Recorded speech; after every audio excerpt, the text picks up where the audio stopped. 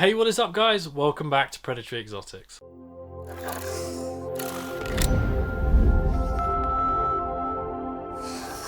Today we have got a brand new series starting that we've been talking about for ages. If you noticed on our banner, there's actually been a coming soon over it. From Tuesdays we're doing a new series called Bug Bonanza. So our collection has expanded to the point now where we want to separate our reptiles and amphibians from all our invertebrates, so that if you want to watch the channel and you're not interested in one or the other, you can come here on a Friday or you can come here on a Tuesday and see what you want to see, or preferably if you watch both, because we love all of them the same.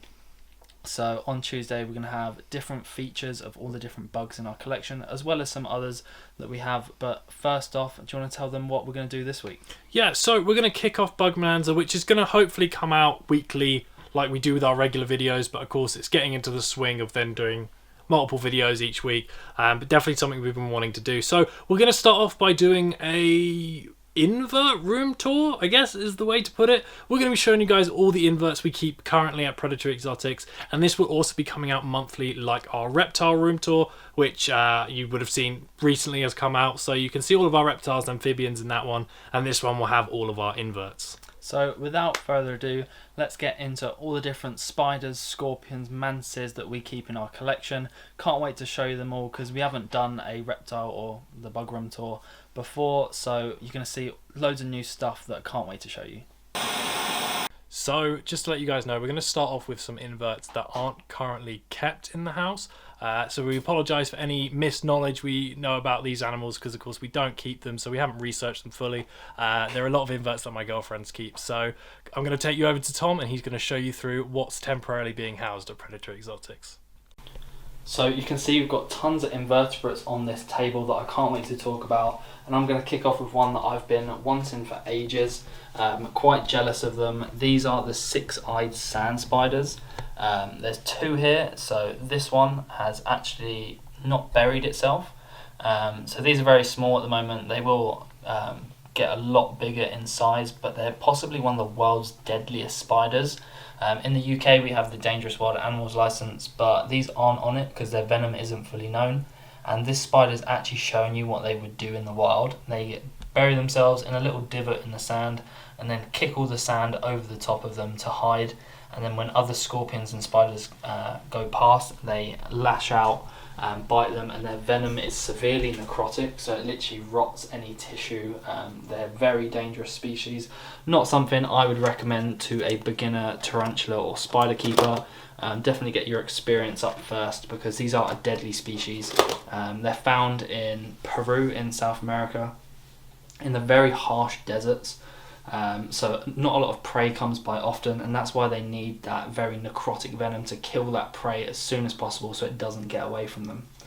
And then if we go onto the back row with all the different tarantulas, here is actually the Costa Rican zebra.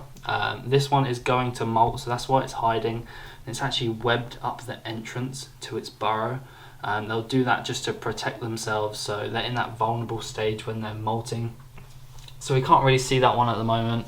But next up we have the white knee tarantula. This one's very cool. It is very flighty though.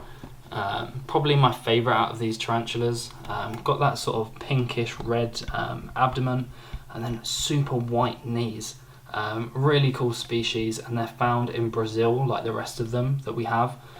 South America, the Amazon, is obviously rich for all these different invertebrates. An awesome little one that's going to get a lot bigger, but a really cool tarantula nonetheless. And then if we move on, this one, similar to that one, this one's actually the white striped bird eater. Similar coloration, it's got them sort of white patches on the legs. Got a grey sort of headpiece and then a brown abdomen. Super cool little tarantula, and this one obviously is a bird eater, so it's going to get quite large. Obviously bird eaters are named after the fact that they'll eat birds, but it is a myth really, just because they found one that was eating a bird. But the predominant or the main course of their diet is going to be insects, larger invertebrates, stuff like that that they can take down easily due to their huge size. And then this one is another bird eater. This one is a pink bird eater. This one's due for an upgrade. You can see it's going to move into a slightly bigger faunarium. And as this one's getting bigger, it's going to get sort of like a almost reddish coloration on it, but a bird eater, so it's going to get big, and you can see that strand of webbing coming from its abdomen onto the side. It's always super cool to see. They don't web up their enclosure that much compared to the spiders you're going to see later, but really cool to see them web up, and it's awesome to see them out of their burrows for once, because a lot of time they'll spend in their burrows waiting for prey to emerge.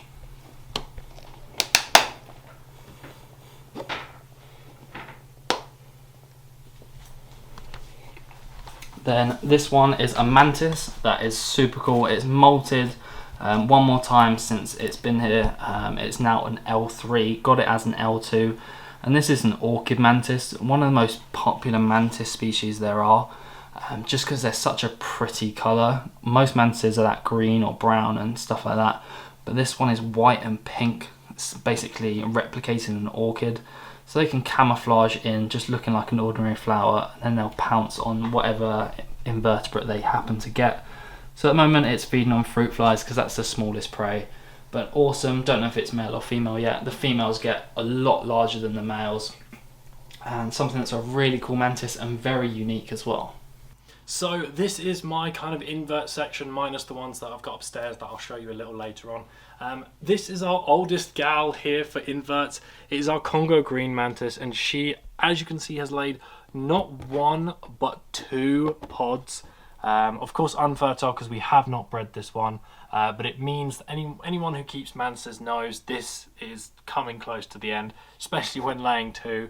But she's still just chugging along. I feed her a lot more just like fattier foods now, just as more of like a treat, because she won't be around with us for too much longer.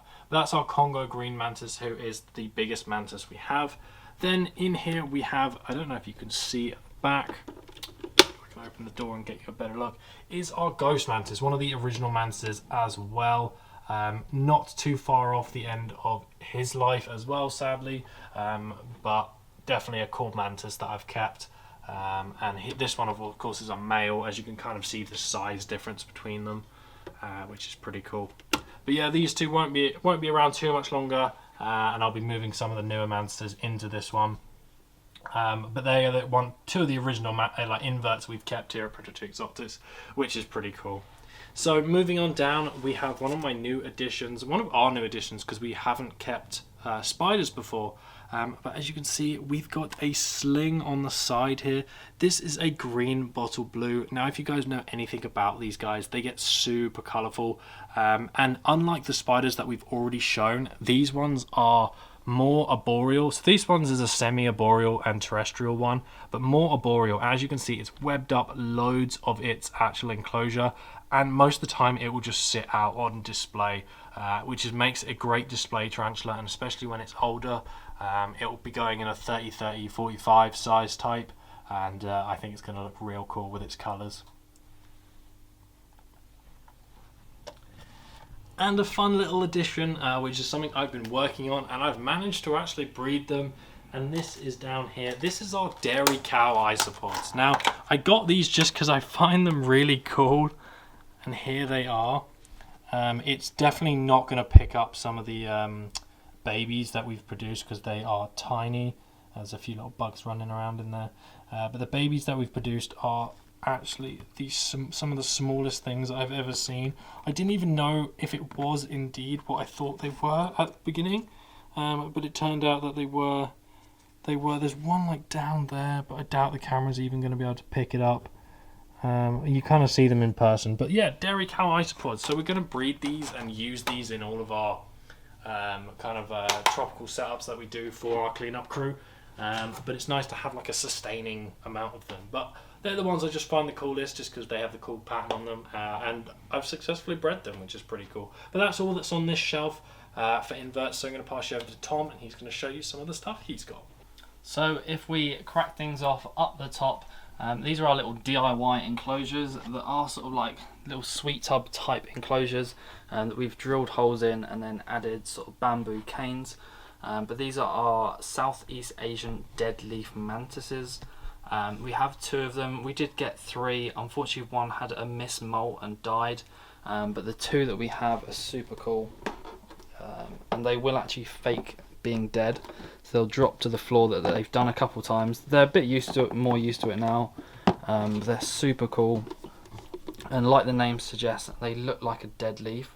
They have that awesome shield on the back, and then their abdomen has that frayed edge that looks like a dead leaf. So a really cool mantis. We've got 2 now, so hopefully we can breed them in the future. We did obviously try and get the 3, so we had more of a chance of a sexed pair. And then the other one you can see is waiting at the front of the glass. Same species, and it's climbing up. These like it's super humid, so you can see all the raindrops there.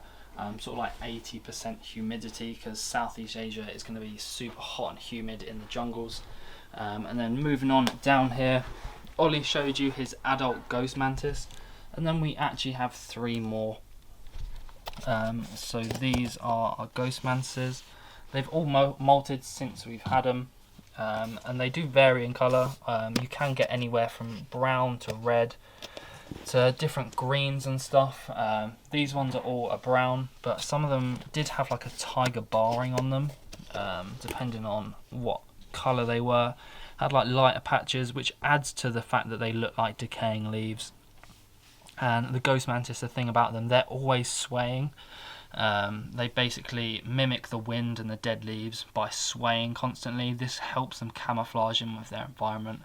And again, we've got 3 here, so hopefully we'll end up with a sex pair, and then we can produce some small baby nymphs, which would be super cool because we haven't bred any invertebrates here at Predatory Exotics yet, and something that we want to tick off the bucket list and hopefully produce some. And we want to do some experiments with the humidity of ghost mantises, because apparently if you keep them at higher humidity, they'll mimic their environment at the time, so they'll turn more green because the environment around them is going to be more lush. And then this one is our flower mantis.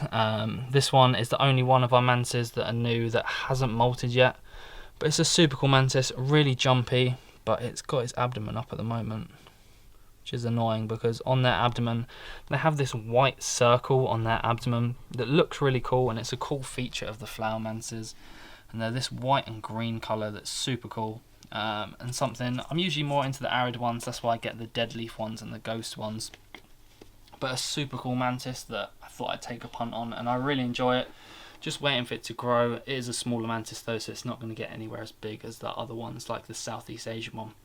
So if we pop over quickly to the other side before we check out the scorpions, we've actually got an African twig mantis. You can see it on the cactus at the back there. These ones, again, an arid species.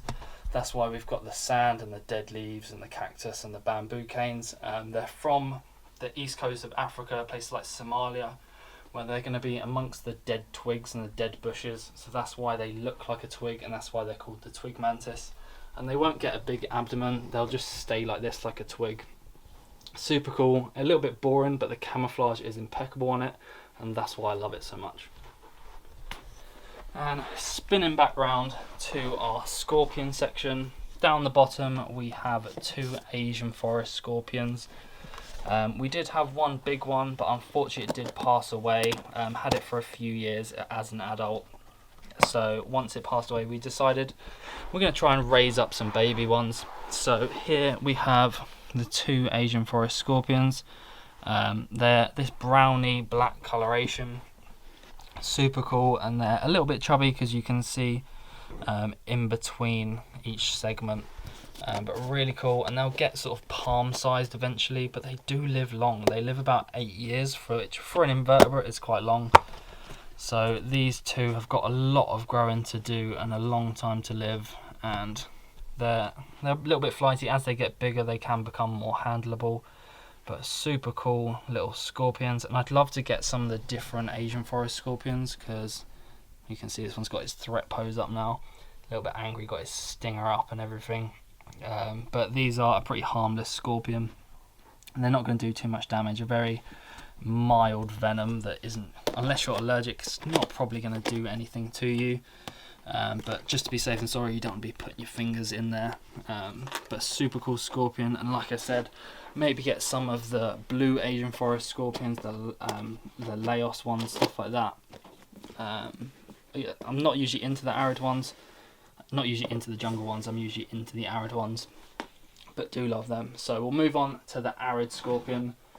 This one is a June scorpion, and I absolutely love the June scorpion. I much prefer the yellow type scorpions. They're from like southwestern United States, sort of Arizona, New Mexico, and they'll be found in like the Sonoran Desert. And look how fat he is. You can see in between the, what are they called? You can see in between the segments on his body, and that means he's nice and chunky. So hopefully he'll molt soon. Feeding him nicely, and these ones are pretty aggressive. I'm surprised he hasn't tried to sting me yet. But as soon as you put a cricket in there, drop it anywhere near, he grabs it. And what I like about this one is a very stingy scorpion. Some of the scorpions will just grab it with their mouth parts, but because they're from the desert, they can't miss an opportunity. So they bring that tail stinger over, make sure they inject the cricket or whatever feeder we're feeding it to make sure it doesn't get away, because opportunities for food in the desert come scarce. So an awesome scorpion, and possibly one of my favourite species. So upstairs is the only heated mantis we've got. As you can see, we've put it in a nice warm setup.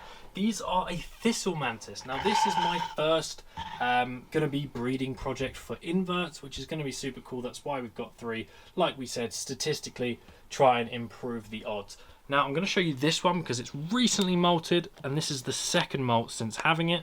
So it is a large Thistle Mantis right now, and hopefully you can see it under the light. These guys get crazy with their patterns and kind of the things like on their body, the colours, the patterns. When they're older and fully grown, these 3 are going to be so unique. You can already tell the one on the left is a lot lighter than the ones on the right, and the middle one now is a lot bigger. And it's got just these cool, like quirky antennas. They kind of point out in different directions. They make them look a little kooky, which is cool. But yeah, definitely when these guys grow up, they're going to be some cool patterns on them. But of course, like we said, we haven't bred inverts here at Predatory Exotics, so this is going to be my first project, like Tom is doing with the dead leaves and the ghost mantises. I'm going to try and do the Thistle Mantises just purely off of how they look when they get older. I think they look super cool. So, like I said, these guys are kept at about 34 degrees, which is crazy. That's why we've got them on a heat pad, on a thermostat and a bulb upstairs, and inside a wooden vivarium, just so that it keeps in all that heat. And these guys definitely don't want to get too cold, or they do pass away. It will slow down their body. They can't function. But right now, feeding them on fruit flies, and of course, like we've said, second molt, they're doing really well. So I hope you have enjoyed this first episode of Bug Bonanza. If you are a huge invertebrate fan, please make sure you stay tuned to the channel, especially on Tuesdays. That's going to be when Bug Bonanza gets released, as well as all the normal reptile videos that you see on a Friday. And then occasionally we'll put out that Sunday reptile room tour. We don't do it every week because there's not always the updates, but we do put that out every 3 weeks, just so that you can see what we're doing. So the invert one, of course, is going to be a much more fast-paced one compared to our reptiles, just because of how quickly they grow, and of course, we can buy them a lot more easily because they're not as expensive. They don't require lots of housing. So it's definitely one that's going to be changing ever so often. So hopefully you do tune in monthly. Yeah, there's going to be a lot of feature videos. They're not going to be the longest, unlike our reptile ones. We're going to do sort of like quick little creature features on all the different invertebrates, like mini care guides type of thing, or specific things that we like about each individual invertebrate. So we're going to feature different ones on the channel, as well as show you them breeding projects that we want to do, because we do want to start breeding mantises and stuff. We're a bit gutted about the Uthekas that the green one, the Congo green, has laid, because we would have loved to have bred it and got some baby mantids.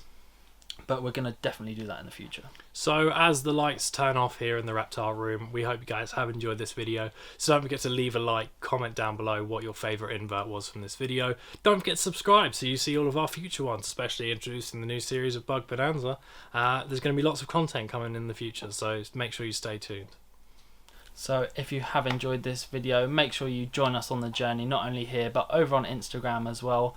Hope you have enjoyed this video. Stay tuned to the reptile room tours, the bug room tours, every single video we bring out. But for now, have a lovely day and we'll see you in the next video. Bye guys.